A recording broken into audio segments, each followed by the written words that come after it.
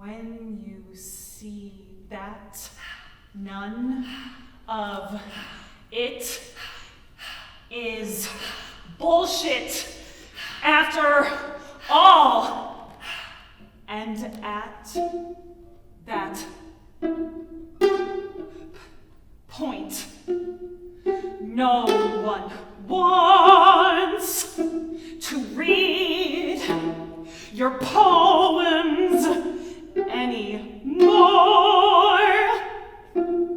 I probably peaked at 22. The universe is a breath. A breath. And every breath is a universe.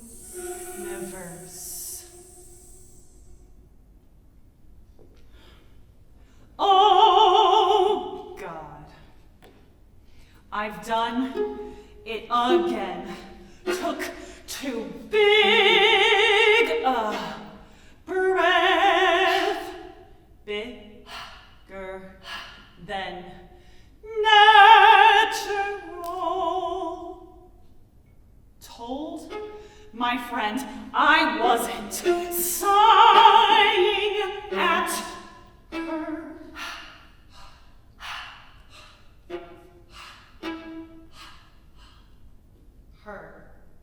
I am no longer a teenager.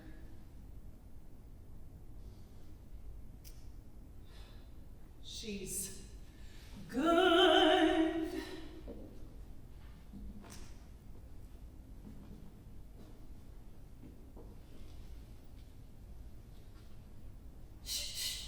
She's good, she gets it. The thing that got me hooked at first on breath is how much warmer it is coming out than coming in. In air around me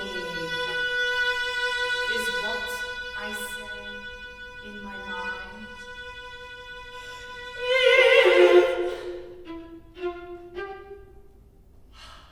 Come in and I'll do something to you, and you'll be the same.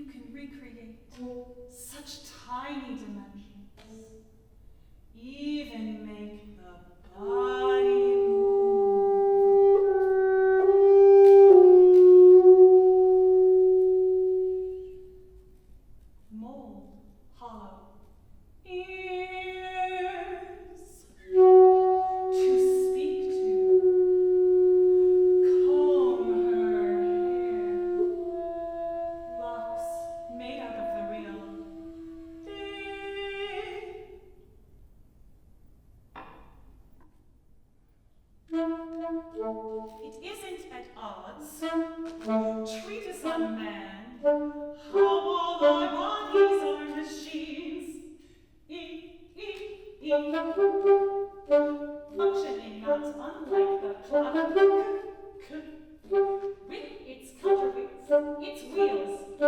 When Descartes packed his daughter and set sail to Sweden, you can imagine Captain's surprise when he opened the wooden box. He threw the soulless girl body overboard.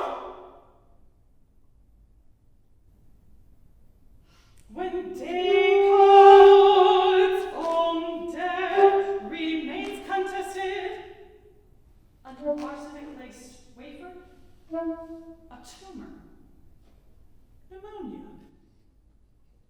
You might ask what sort of maker sets up so many possibilities of destruction, but consider the clockmaker's job to look for rust and where or whether a human just spilled wine or knocked the clock over.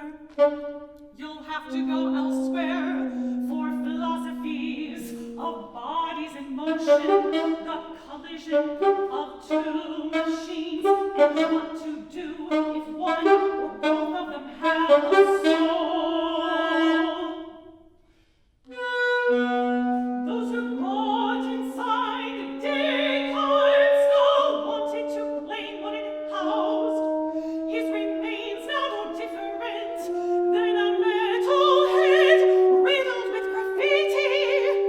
Still, it's not hard to imagine him alive, cradling the automaton daughter in his cabin, begging his God to give him back the soul to the machine he had made.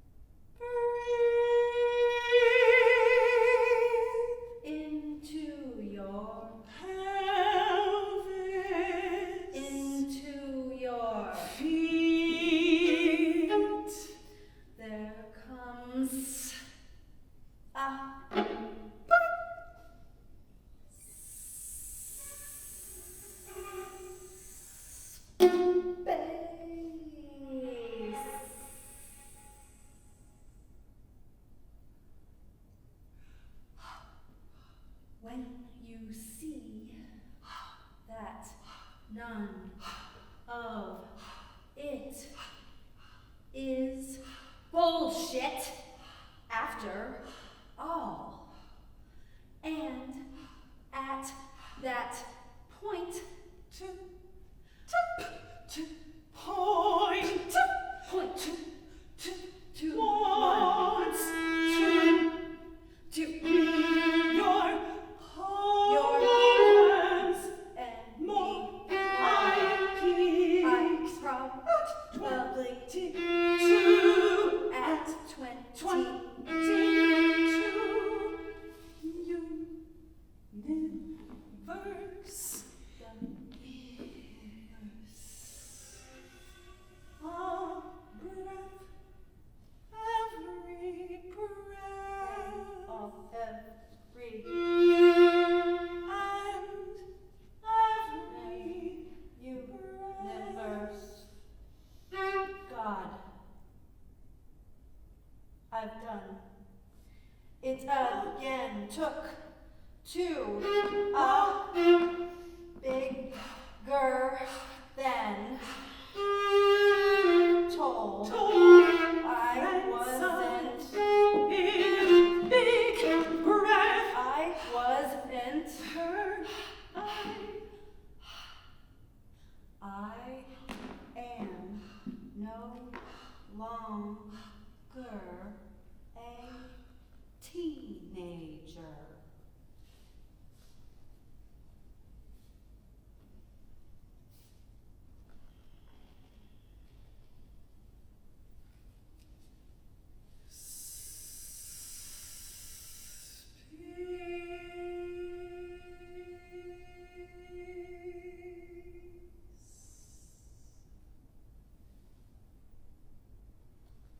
She's she's good. She gets it hooked on how much farther it is out. coming. Come in air around me. Is what I say in my mind. Come in, and I'll do something to you, and you'll be the same.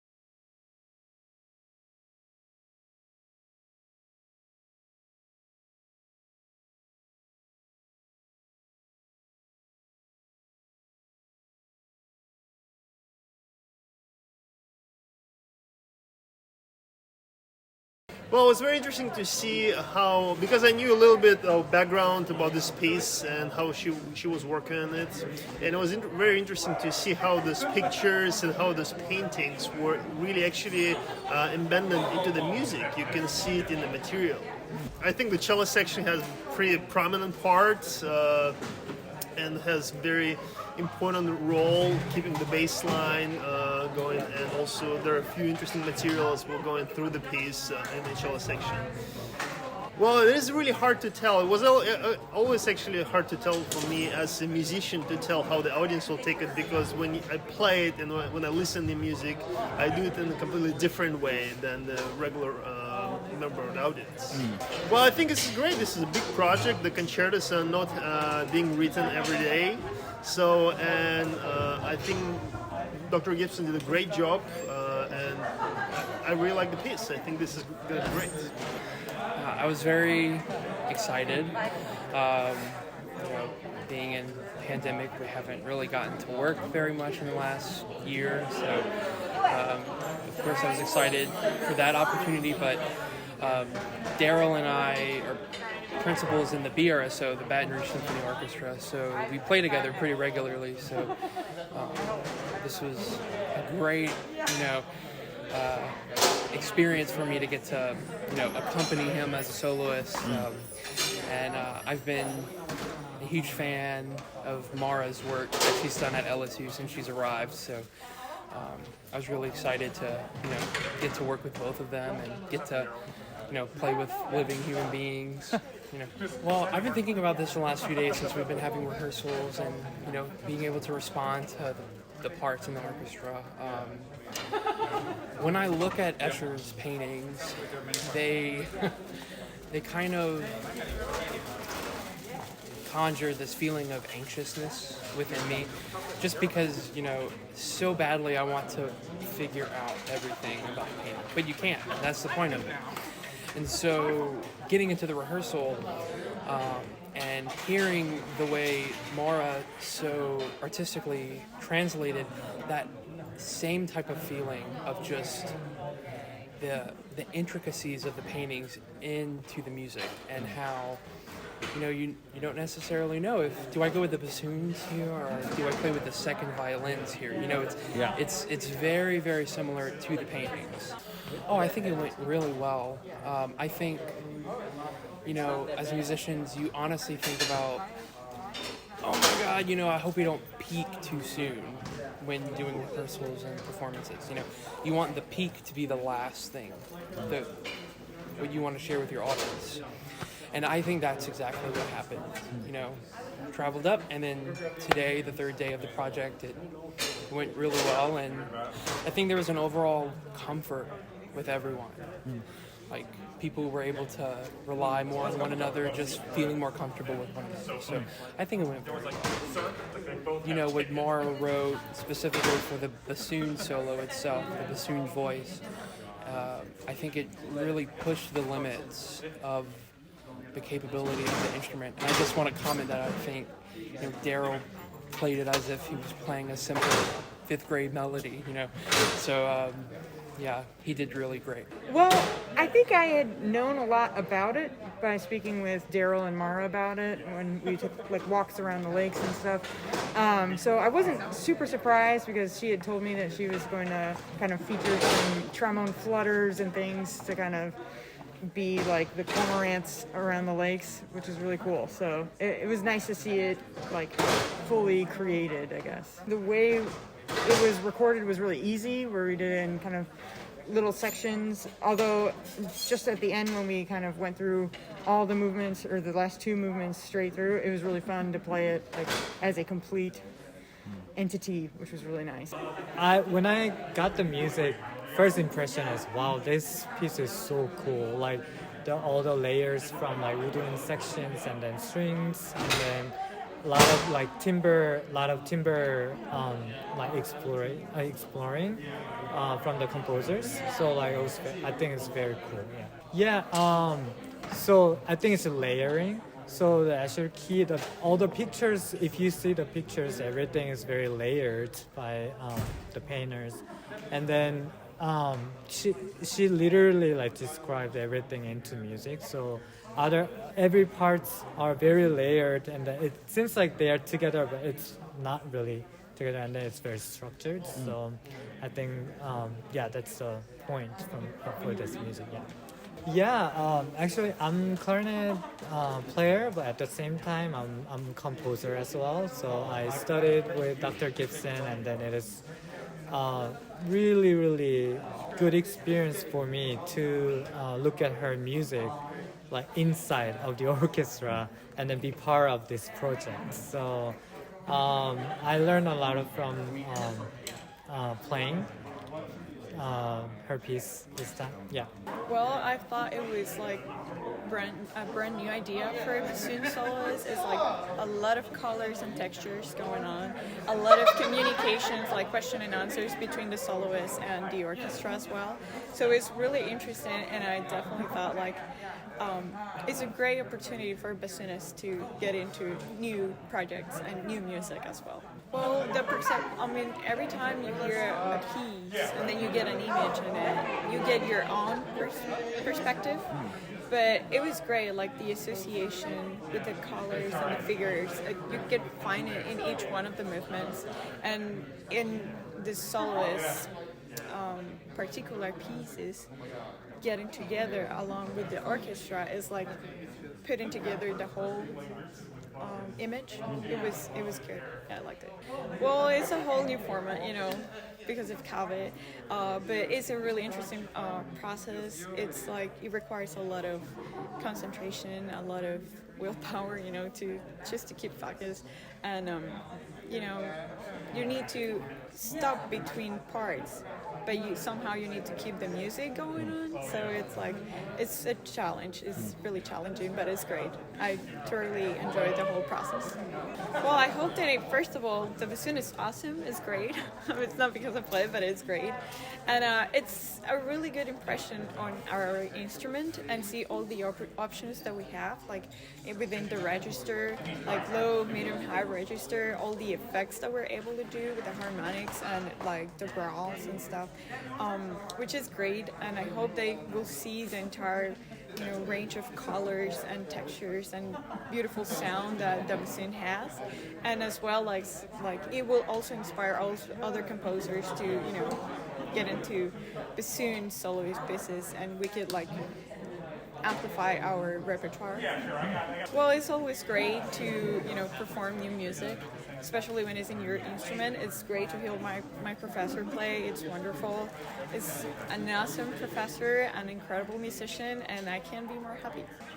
Well, she briefly described it in one of her promo videos, and I got a chance to listen to one of them. And she used a lot of imagery and the pictures of reflections, the everlasting staircase that would just keep going up and up. I really heard that in the first movement, which she based it off of. And it was really prominent that she used orchestration to her advantage, and that each instrument had a very big role, and that without each instrument it wouldn't have worked because of the way she wrote it that way. And so I really liked the way she utilized each instrument of the orchestra to have an important role, even if it was just one little eighth note. But it was so important to the whole role of what the piece was trying to describe. I mean, it was really nice to hear it, even though I was sitting right here and not in like the recording room or hearing the headphones. It was just nice to hear in-person music, because I've always, just from COVID stuff, I'm always staring at my computer screen at home, listening to music that way because of how it is. So it was really nice to hear a full ensemble that I'm not playing in, especially in an orchestra, because I haven't heard a real orchestra in person for a long time. It was really just refreshing, and me as a composer, it gets me more inspired to write for orchestra. I was even thinking to myself just now, I was like, I'm gonna write an orchestra piece now. It gets me excited. The whole piece of the Escher Keys was kind of an interesting thing. I did not know initially what the project was. I was just told that, Mara Gibson was interested in doing a recording, and she gave me the title Escher Keys, and I'm like, that is really cool, because MC Escher is a artist that I'm very fond of.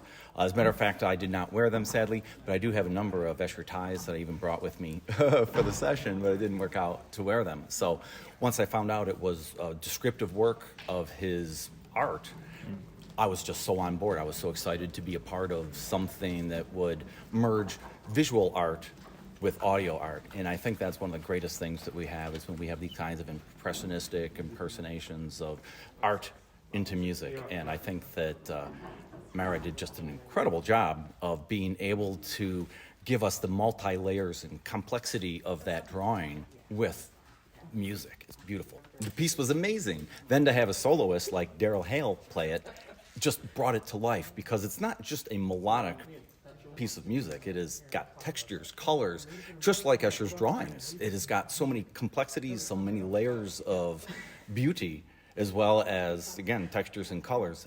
He was a mechanical drawing kind of graphic artist, and you could see the mechanical drawing, pencil drawing, in her writing. It was just a great merger of the music into art. Just absolutely incredible to be here, to work with these musicians, top to bottom, and quite honestly, the videographer has been awesome also. I want to give huge compliments to Nathan for everything that he did on the project, because he also helped inspire me. I tell you, after watching the promotional videos, I probably spent about an extra 2 or 3 hours studying the music to make sure when I came here, I was as prepared as the great pre-production that was done. So it's been a joy and a treat, as well as a pleasure, to be a part of this whole process.